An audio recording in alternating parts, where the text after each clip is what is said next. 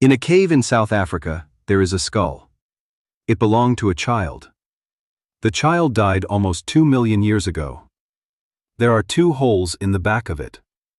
2 clean punctures, 33 millimeters apart. For years, no one knew what made them. Then a scientist picked up the lower jaw of a leopard. Found in the same cave, and the 2 fangs slid into the 2 holes. A perfect fit. That child wasn't buried. That child was food. This is the story of the oldest fear you have. The one that still finds you at 3 in the morning. The fear of the dark. Most people think it's a childhood thing, something you grow out of. It isn't. You didn't invent this fear. You inherited it. And a sleep lab found it still running, in adults, in the dark. In this video, we break down why the dark scares you, and why part of you was never meant to stop being scared. Start with the truth about who we were. For most of the last century, we told ourselves one story.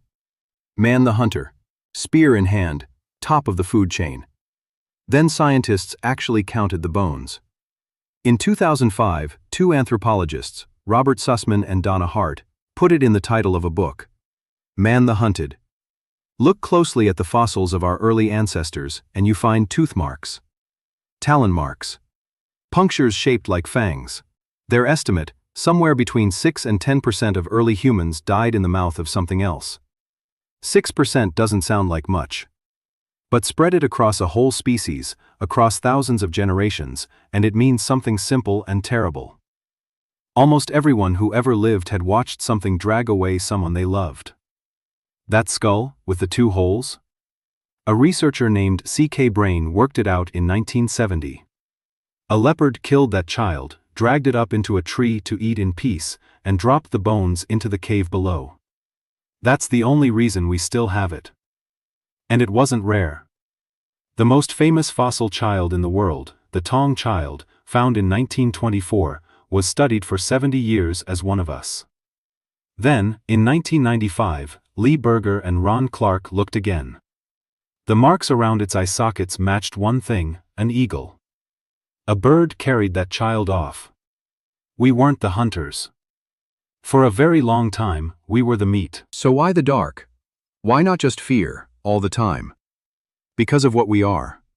We are a day animal. Our eyes are built for sunlight, color, detail, distance. In the dark, we go nearly blind. A cat sees, an owl sees, a leopard sees. You do not. And it gets worse.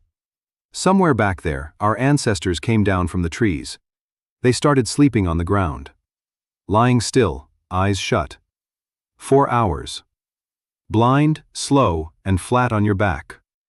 In the exact hours the best killers wake up. If you wanted to design the perfect prey animal, you would build something that goes to sleep right when the hunting starts. You would build us. Picture one of them. 100,000 years ago, deep in the night. The fire has burned down to almost nothing. Beyond it, the mouth of the cave is a wall of black. And in that black, 2 points of light.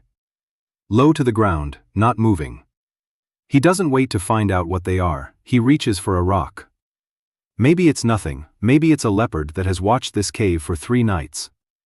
The ones who waited to be sure didn't always live to become someone's ancestor. Same face, same wiring. 100,000 years later, you reach into a dark room and flick the light on before you step through the door. You've never seen a leopard. Your hand does it anyway. Now here's the part almost no one hears. You are not actually afraid of the dark. Think about it, darkness can't touch you, it has no teeth. It has no weight. An empty dark room is exactly as safe as an empty lit one. So what actually changes when the lights go out? The dark doesn't add a threat, it takes something away. It takes your best sense, sight, and leaves your brain sitting in a blank. And your brain cannot stand a blank.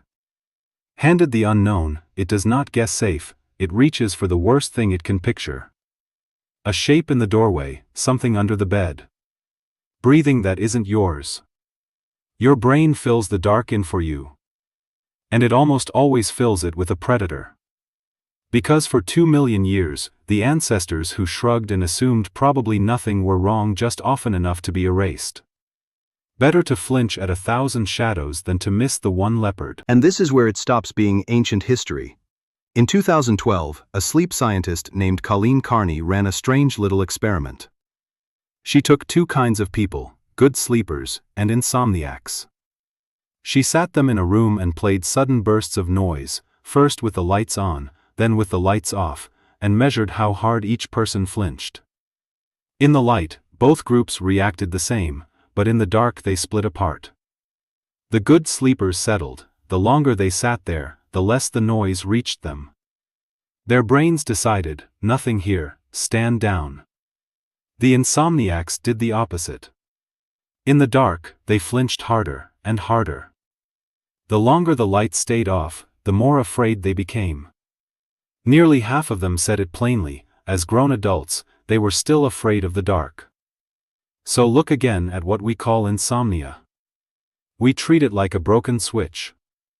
A body that won't shut off. But watch what that body is actually doing. It's lying in the dark.